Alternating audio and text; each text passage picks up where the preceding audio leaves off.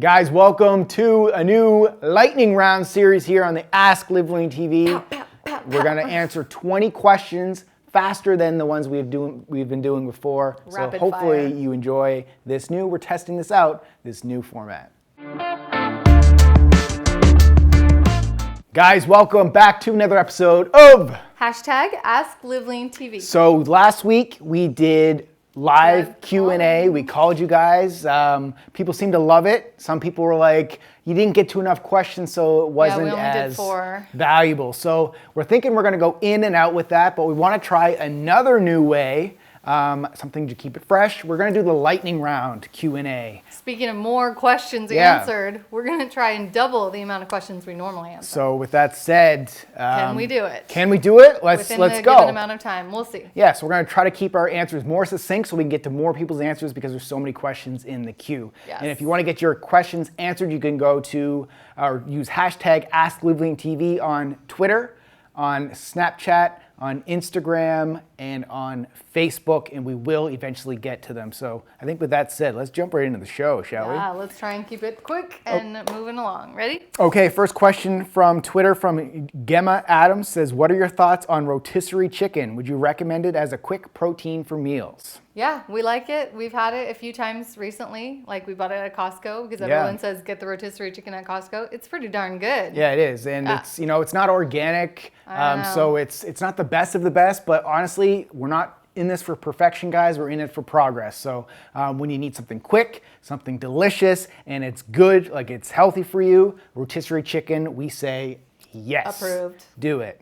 All right, I think that was a good way to jumpstart the show. All right, we have Looking Through My Lens says, do you all have any good med ball workout ideas, especially for abs? We do. Medicine ball workout ideas. We do. So a lot of people don't realize that we have a second YouTube channel. It's not Brad Guthrie TV. It's actually Live Lean TV Daily Exercise. We post a new exercise demo every single day on there. I think there's like 10 medicine ball exercises on there. A lot of them are for your abs. Yep. So we'll put the link to subscribe to that channel like right here. Go over there, subscribe, All go of those get videos those. are free for you guys, totally free.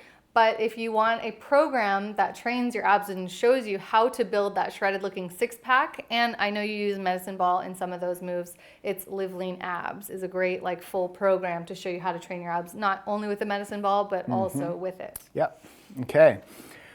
Next question from Twitter from Ashley Goodwin says, do you have any recommendations on being healthy in a dorm room with limited space and no kitchen? Yeah, I would eat out is what I would do, but eat out smart. So that doesn't mean going for fast food and stuff, but try to go to places where you have like a salad bar option is really great. I did a lot of that when I was in college.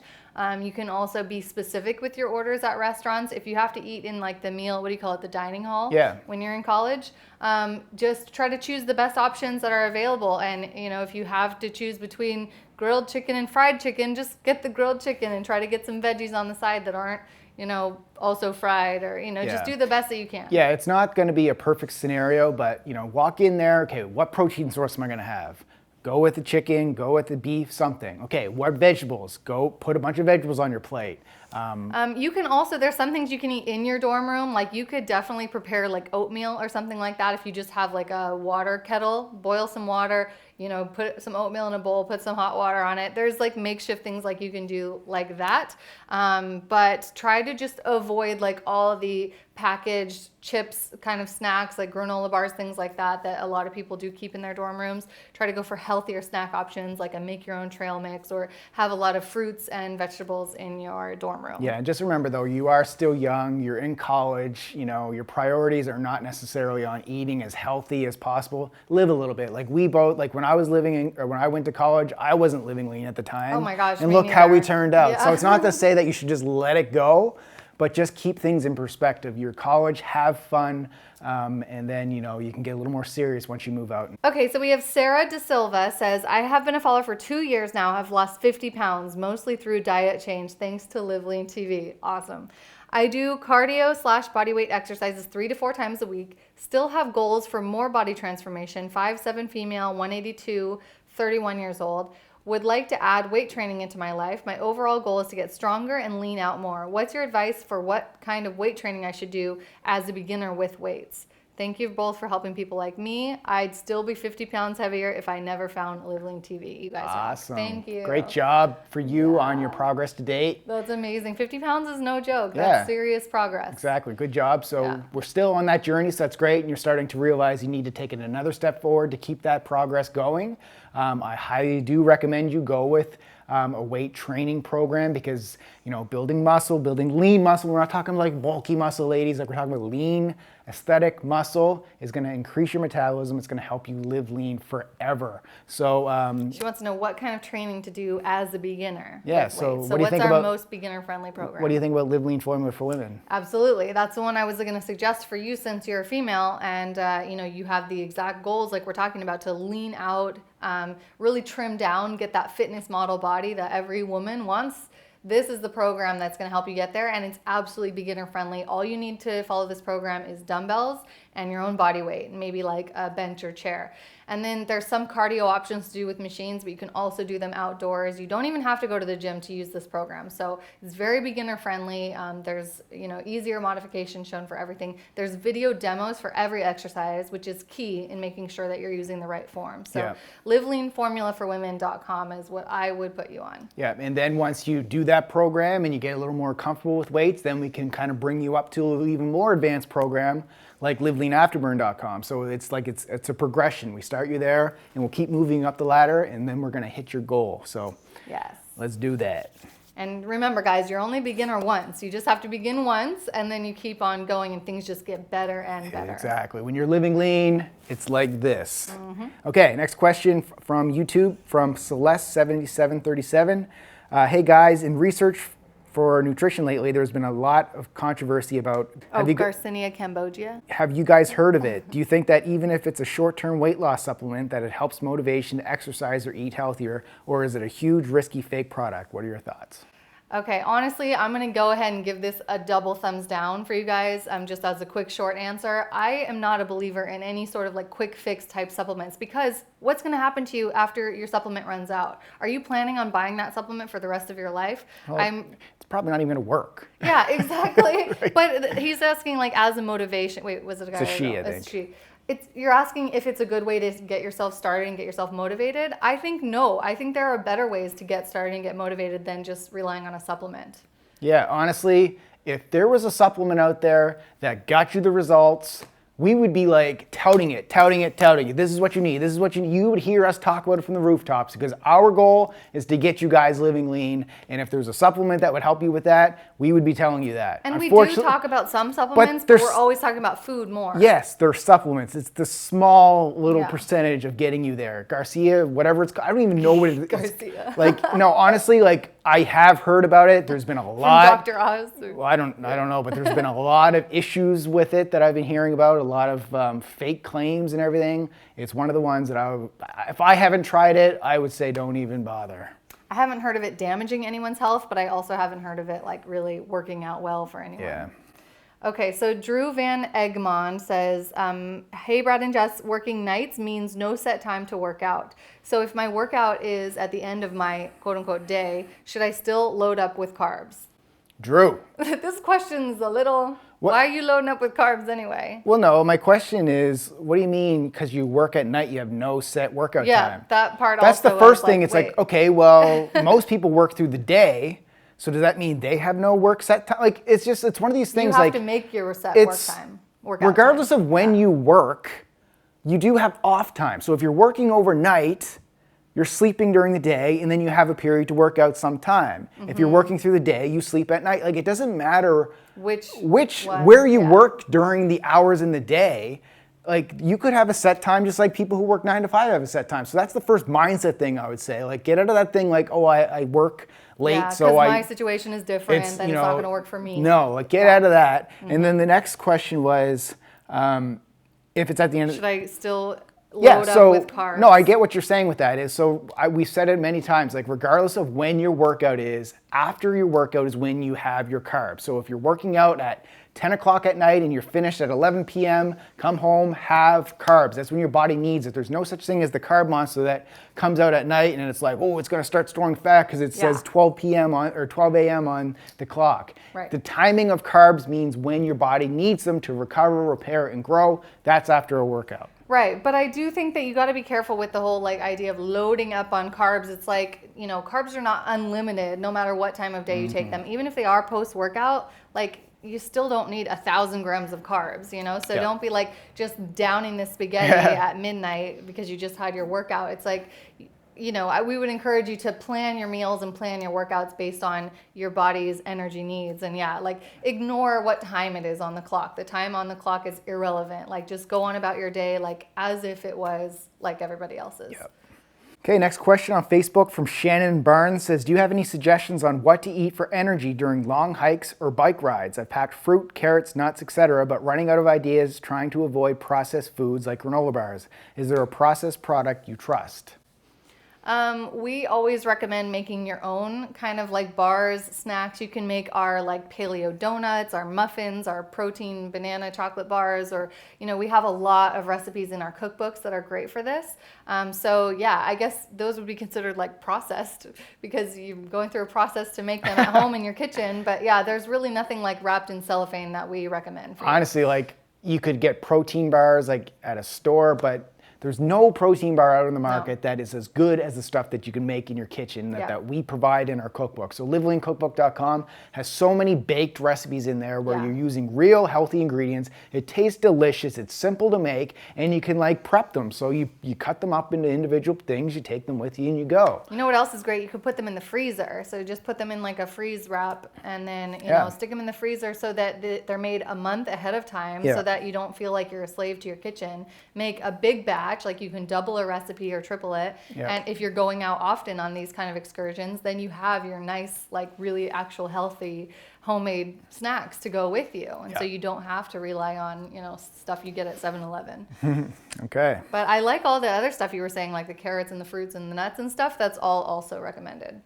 Okay, Chris Bravo says, what workout splits do you recommend for hypertrophy? All right, good question. So hypertrophy for muscle growth, I prefer like to get the most out of the gym in the least amount of time because you know what, we're not living our life in the gym. I prefer to superset opposing muscle groups. So when I set up my hypertrophy and muscle building programs, I like to have you know, back day with chest day. So it's a push, it's a pull. You have like arm day, so it's you know, push and it's a pull with tricep, biceps. And then legs, you work, you know. The thing that I find with legs is like, they could be split in two. You could split them in two because it's like your legs are your biggest muscles in the body. Like, why are you splitting biceps and triceps but not quads and hamstrings, right? Like, it's just one of these things. But then legs it's leg day. So you got your hamstrings, your quads, throw some calves in there as well, and then like shoulders, abs, calves. So that's the way I normally do our programs. And once again, like we're supersetting. So we're doing a chest press, you superset that with a row.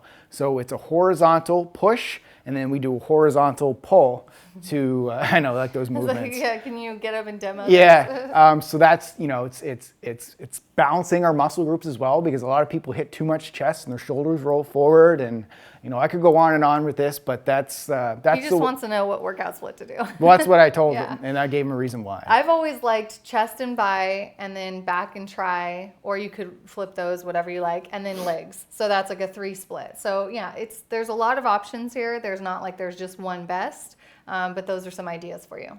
Okay, next question on Snapchat from Steven says, hi guys, I'm 13 years old and I've been lifting for about 5 months now.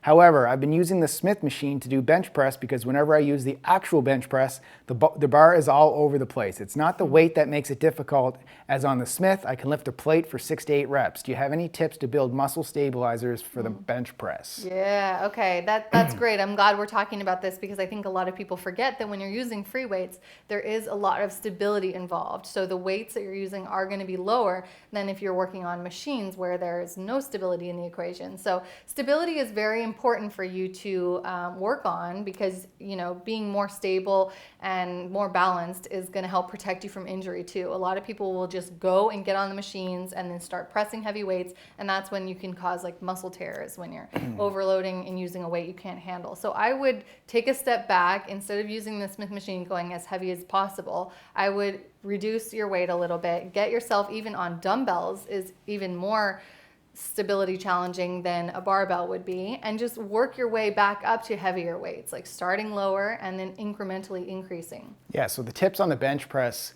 to keep the stability is your feet need to be pressed into the ground is one thing. So a lot of people's like, you could like walk up to them and just like do this to their foot and it would go flying because they're not actually pressing their feet into the ground. You got to ground your body. Sometimes people are tapping their feet or yeah, moving their legs. It's so weird, like with a bench press, like you got to press those, drive those feet into the ground for more power. And then the other thing is your core, your abs. Like a lot of people are just like, let it go.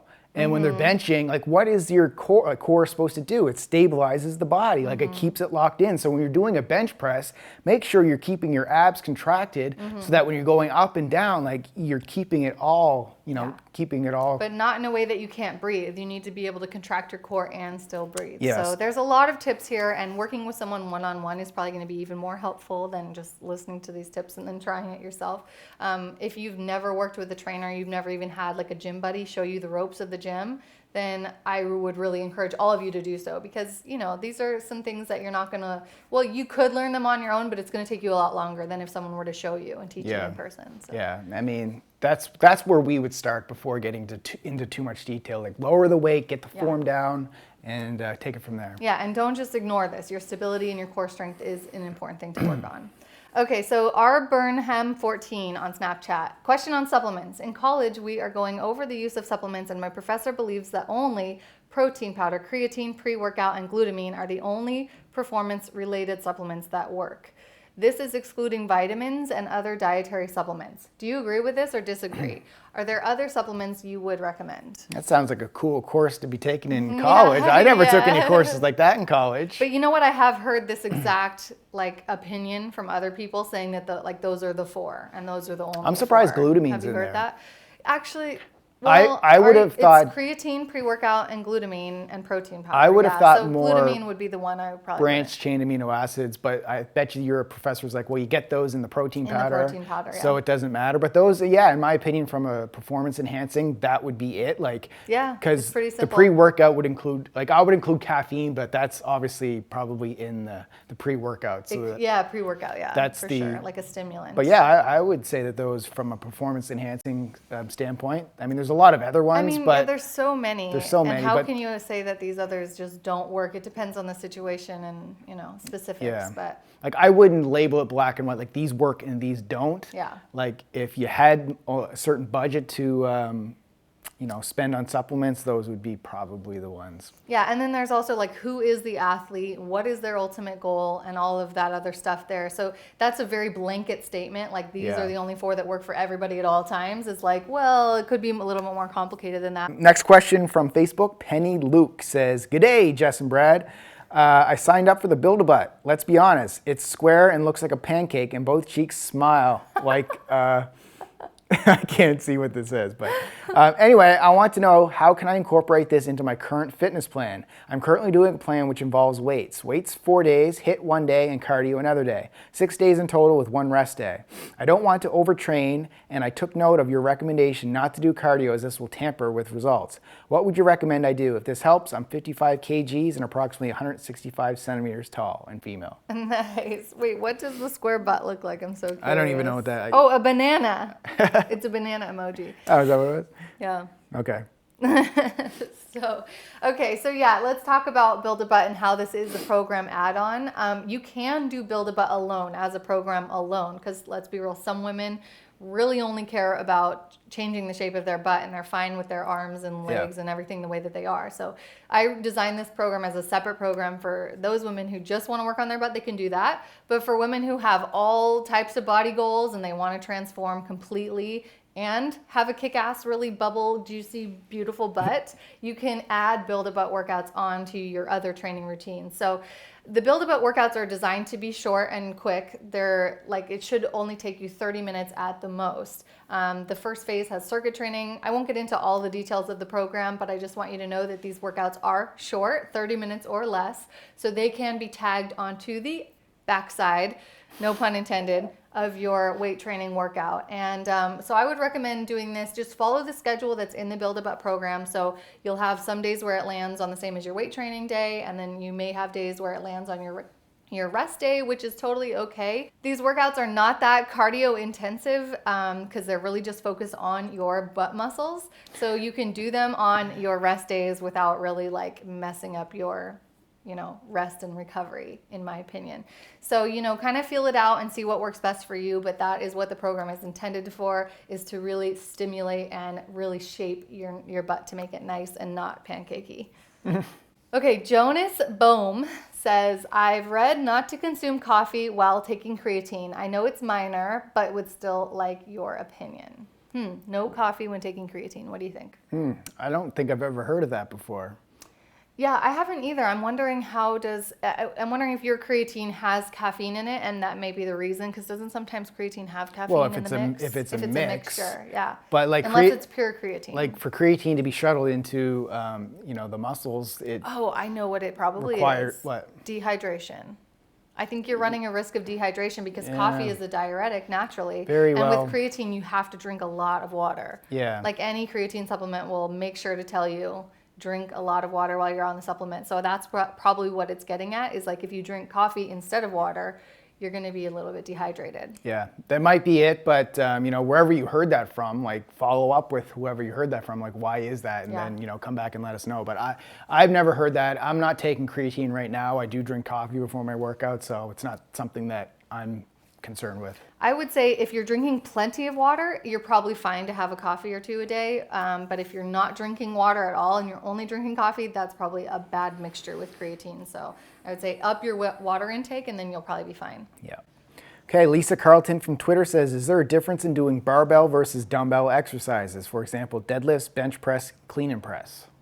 Yes. Okay. So this kind of goes back to the stability question where we're talking about dumbbells are going to give you the most instability, meaning you have to control them and really use your core strength when you're working with dumbbells. Barbell would be like the second most stable, and then you have like machine exercises are like the most stable ones.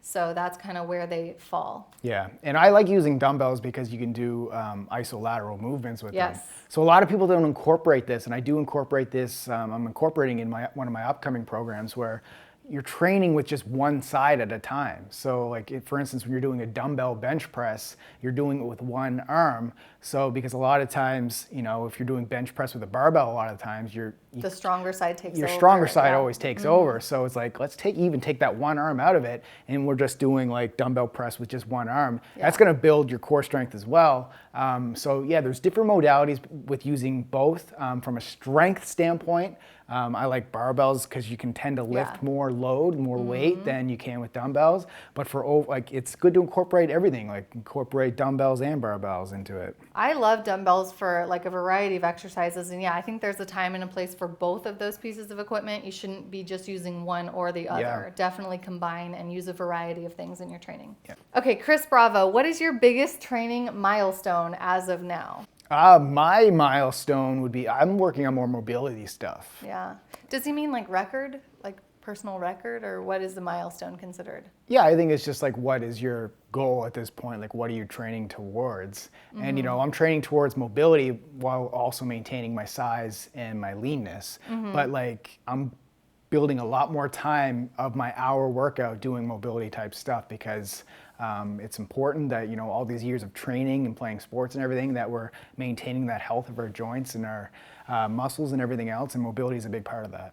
Yeah, I would say for me, it's been a lot with home training like you guys have seen lately. For me, this year has really been about how can I still find a way to train my body and be with my daughter, which is like, those are two of my really biggest goals. So it's been fun for me to kind of get out of my own comfort zone, which for me means getting out of the gym and more into my home space and figure out how I can still make really effective and really progressive type workouts, just using like limited equipment like my body weight, a ball, some bands, a couple of light dumbbells. That's been really fun for me. So I guess I would consider that a milestone that I've achieved this year, is like learning how to I don't know, master home training. Yeah, Have I mastered it? It's I don't funny. know. Like I feel like I'm doing good. It's like you have to, for you to get out of your comfort zone, you Is have to to get get out of the gym, Yeah, which for most 'cause people, I'd love to be in the gym, but Yeah. it's just not realistic being a mommy, Like I want to be a full-time mom, but I also want to train regularly. And the best way for me to achieve both of those is to work out at home. So. Okay, next question on Snapchat from Rachel Borer says, can you explain fat water-soluble supplements and time during the day to take them, specifically for the lesser-known supplements such as carnitine and chromium? Thanks. Okay, nice. So fat-soluble vitamins are going to be better absorbed with a fat source. So those are usually the ones that say take with food. Water-soluble vitamins, you can just take it with a glass of water and it's no problem. So she wants to know what's the difference. So that's kind of the answer. Like, yeah, that's pretty much it. It's like take your fat-soluble vitamins when you're eating and take your other ones anytime. Yeah, with so water. I mean, the most important thing with supplements is to get on a routine. Like for instance, like when I'm taking mine, it's like it's a routine. Like I get up and I do something, I take them. It's not like I take my supplements like sometimes in the morning and then other days I take them at night. Like it's like, no, it's and like you forget a lot. it's if a you do part it that of the way. behaviors that turn into habits. And yeah. that's the important thing is, so like, for instance, like water soluble vitamins or whatever it is where you don't need food, like I'll take them on an empty stomach. When's the perfect time to do that is first thing in the morning. Yeah. And the other great thing about that is it's setting a positive, like it's getting you some positive momentum going through the day. It's like, okay, I got up, I had a glass of water, I had some healthy supplements, like I'm feeling good. Next thing to do is go to the gym, like go for a walk, take the stairs instead of taking the elevator. And it just kind of builds on your day. So honestly, it's just like get habitual with it. Get on a schedule, but try to have them earlier in the day, just so you can be feeling better about it. Okay, so what's the name here? Nepen? I'm not really sure how to say your name. But hi, Brad and Jess. I'm 14 years old, and until summer, I lost about 12 kilos by myself. The bad thing is that I did it in a wrong way because I ate almost nothing, and I didn't have the energy to work out, so my muscles disappear. Oh, that's so sad. Okay. I started to work out again and stopped being afraid of eating. Now I'm 1.75 meters and 51 kilograms, 6 kilos more than when I was after losing 12 kilo, from which 37 are muscles and the rest of them are fats. The thing is now that I now want to lose some fat but not lose my muscle and even gain some more muscle if possible. I don't know how to achieve that. I play tennis 2 hours, 6 to 7 days a week, go running 2 hours a week, also do 3 to 4 hour training at home, squats, crunches, yoga, Pilates, etc. Some people around me say that too much training make harm to me and my metabolism. Is that true? And how can I achieve my goal? Thank you very much. It means a lot to me. Yeah, so people are right. Like if you overdo it and you're not eating enough, you're going to have like kind of the inverse, the reverse of what you're looking to get. So I mean, honestly, the thing I would tell you is like you have to get on a plan, a program for what your goal is. Like we keep telling people that it's like, I'm doing this, I'm doing that, I don't know what I'm supposed to be doing. Well, like whenever you want to know what you're supposed to be doing, that's when you get on a plan. So if your goal is to build muscle, you got to get it on a muscle building plan. So this is like, we keep beating this. It's like, take the question out of your head on what you're supposed to be doing, invest in it, take action on it, and then get results on it. So that's what I would recommend. I do have one kind of like if on that though. This person is 14. You're 14 years old. It's not the time in your life that you should be overly concerned with building muscle, losing fat. You really should just be enjoying life, playing sports. I think it's great that you're playing tennis and doing a lot of running and everything. When it comes to eating, just try not to overeat, not to undereat, but just eat normally, eat the right amount of food for your energy needs. I would have you focus more on your nutrition at this point instead of working so hard on muscle building plan. You have the rest of your life to worry about that. When you're 18, you'll already have better hormones for muscle building. Yeah, it's true. So yeah, I may have overlooked your age. So Jessica's right, like with that, like you got plenty of time to build muscle. These home workouts that you're doing are really good, but you seem to be very active, so you have to eat. Yes, So I would say yeah. that's what you need to do, is focus on eating more calories. I hope this isn't the most disappointing answer for you, is just like, give it some time. But truly, that is what I recommend for anyone, for all of you who are under 18 and you're watching these kind of shows. Like, just know that this specific advice that we're giving out on our programs and stuff is really intended for adults. When you're in your teenage years, we just want you having fun, playing sports, being active, and eating as healthy as possible. Okay, next question on Snapchat from Sarah Yu and I'm obese and I started CrossFit last November, which is when I came across your channel and cleaned my eating. I've gone on diets before, but now it's more of a try to eat healthy but keep a deficit in my eating, which has worked. I lost 20 pounds and intend to continue. But I'd be traveling to India for a month and staying at relatives' houses, and I'm not able to have a good workout and can't be picky with my diet. I was hoping on some advice on food. In addition, I have worked super hard to get some strength, which do not want to lose, so these exercises that I could do with no equipment, mainly at the upper body, lower body, squats, lunges, burpees. Finally, thank you for your advice. Truly grateful. They have changed my life, and the clean eating exercise really takes away stress, which is great. Yay! All right, nice good. job. That's awesome. Congratulations on the progress so far. I think we're going to kind of say the same thing to you that we would say to a lot of people who are stressing out over travel and all that stuff, is like, when you're in a situation like that where factors are out of your control, you can't necessarily have a routine like you would at home. You got to just kind of surrender. Enjoy the travel, enjoy the food that's presented to you by your relatives or friends or whatever, and eat a good amount, but you don't have to eat, 3 times as much as necessary in one sitting. Like, just kind of use your intuition and try to eat the right amount without under or overeating. Yeah, you're in this for the long term, guys. 1 week of traveling or whatever it may be, over many years you're going to be living. It's such a small thing. Keep that in perspective. Yeah, and just know that you will continue to lose weight when you eat the right amount instead of overeating. You will, you just have to kind of get yourself on that path of consistently eating the right amount. And I feel like everyone kind of has this intuition that tells them how much is the right amount. Like, when you're starving, when you haven't eaten enough, and when you're stuffed, when you've eaten too much. And you also know what that middle ground is. You have to just kind of feel it out. When you don't have the opportunity to be perfect, track macros, and get to the gym, just do the best you can with the situation that you're in. Okay, Ginger Near 29 says, for weightlifting, at what point should you start wearing a belt? I've heard some say to start once you start lifting as heavy as your own weight. Sooner, later, this is for deadlifts and squats. Are there different times to start using it for these exercises? For reference, I'm 5'6", 138, and by the way, y'all are awesome. That kind of stuff is... I'm guessing this is a girl, 5'6", 138, yeah, right? It's kind of a hit or miss. Like, I don't use them. And I have never used them. You don't use them. Yeah. It's just one of those things. It's like, why do you think you need them? So, for instance, it kind of takes away from your own core. That's what I'm saying. Yeah. So you use them. You're using them in a way as a crutch. Like, I get it if you're like training for like powerlifting and everything, and it's for safety. Right. But if you're just training for everyday health and life, you don't need to be going that you heavy. don't need to have that belt there, because once again, it's like a crutch. So if you're just in this for the everyday lifestyle and there's no goal to be the next big power lifter, you don't need it. Yeah, absolutely. I think you'll be fine doing your deadlifts and squats. It sounds like you're not even up to 138 anyway on these. So I don't even think it's important for you to even get past your body weight. Up to your body weight is a great goal. I've always said for women, I think that that's a good goal, is try to be able to deadlift and squat whatever your own body weight is. That's excellent.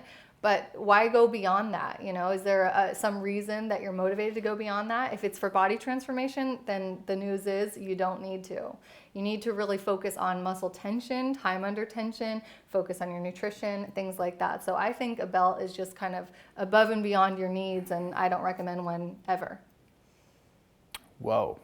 Yeah. There's something in the sand. Unless... Where I'm like, if you need it. Well, if you're trying to be a power lifter, okay. Or if you just want to lift heavier weights, like yes, like it. If you really there's love there's a that, time yeah. and place for it. Yeah. Like there is. Okay. But if you're just doing it for everyday health and fitness, then you don't need it. But I'll let you guys know I will never be wearing one. You wear one sometimes, right? What do you wear one for? I haven't in a long time, but I have. You had one in the past. Yeah, Yeah. I haven't seen you wear it in like a couple years probably, but. Okay, second last question. Let's wrap this up. What do you think about carb cycling? Do you do it or recommend it, and are the results significant? Okay. From Raylene on Snapchat. So carb cycling, we do have a plan for those of you who are team members in teamlivelean.com. You guys probably know the 14-day rapid shred is a carb cycle and 2-a-day program. It's pretty intense, but that's why it's only 14 days is because we don't recommend it for the long term. But it's good for those of you who want like a sort of a kickstart with your fitness and you want to see rapid results, because a lot of people get more motivated when they see something like drastic right away, and then that can like kickstart your journey. But so yeah, carb cycling can definitely be effective for rapid fat loss in the beginning. It's definitely not a lifetime strategy because you do have to know how many carbs you're consuming every day. So if you're not the kind of person that wants to track your macros that specifically every day, then you know it's just going to get a little tedious. But if you can stand it for 2 weeks, I mean anyone can do anything for just 2 weeks. So you can try that program, the 14-day rapid shred. It's in teamlivelean.com. But yeah, what do you think? A long-term strategy? I think you nailed it. Like it's a good thing to kickstart your metabolism. Do it if you're getting ready Periodically, for like you can do it. a vacation or something, and you want to just see a little bit more definition. Yeah. If you're already pretty low body fat, like Right. if you're obese, it's not going to be like that I know. major of a difference. But it's something like if you're already pretty lean To help you get past and that you want to last 5 just pounds. you can incorporate it in. Okay, so Naira Fratty says, "Hi, Live Lean TV. What's your opinion about napping in the middle of the day?" Hey, I'm All in. for it. If it was like feasible for me to do it, like for sure. I wish I could nap. I try sometimes. I close my I'm not eyes a- and I lay there and I just think about everything I need to do. Yeah, I'm not a good napper. Like it's Yeah. one of my downfalls. Yeah, is like I wish that I could. I have a hard time turning off my mind. Yeah, our baby does it really well. She's good at it. Yeah, but Wish I could if be more you like can her. do it and you're a good napper, it definitely has added benefit to it. I would just caution you though, like set your alarm so a nap doesn't turn into like another sleep. slumber, yeah. It's like there's like research out there that you'd have to look into to see like what's the optimal amount of time, but it's not that long. Like 2 hours maybe, No, I think as it's I'm even- guessing. it's- Maybe it's half an hour? Yeah, What is it? there's probably different numbers regardless of what you're reading, but if you have the chance to do it, I would say go do it. I used to do it more when I was a personal trainer because I'd go train my clients early in the morning. Then I'd have this like 5 or 6 hour stretch where I had nothing going on. And then I'd go back to the gym in the evening for evening clients. So I used to nap like in the afternoon. But like I said, I would just lay there, think about all these other things I could be doing. Yeah. It's really hard for me to just like turn my brain off in the middle of the day when I feel like I should be being productive. But All right. it's definitely healthy. All right, guys, that's the show. Okay, we did 20 questions. That was 20 questions. Now I can relax. So that was a different kind of like, we went a little bit over time, I know, we didn't really keep it tight. but it was tighter than what we normally do. I don't know. My opinion was it was a little bit too much, I think.